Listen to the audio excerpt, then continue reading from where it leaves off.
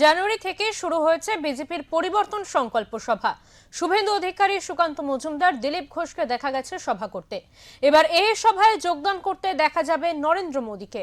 চলতি মাসে সিঙ্গুরে সভা করবেন মোদী। এই প্রসঙ্গে সাংবাদিকদের সামনাসামনি হয়ে দিলীপ ঘোষ বলেন, সারা মাস জুড়ে বিজেপি নেতারা জেলায় জেলায় সভা করছেন। মাঝে মাঝে প্রধানমন্ত্রী নরেন্দ্র মোদী আসবেন, এছাড়াও আসবেন জেপি নাড্ডা, অমিত শাহ সহ অন্যান্য নেতারা।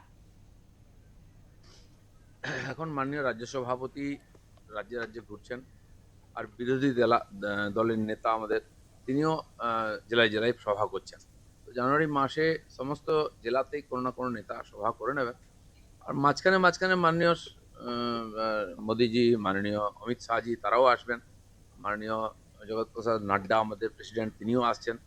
তো বিভিন্ন প্রোগ্রামে সাধারণ কর্মীদের এবং সাধারণ মানুষ পর্যন্ত পৌঁছানোর চেষ্টা এই মাসে আমরা করছি।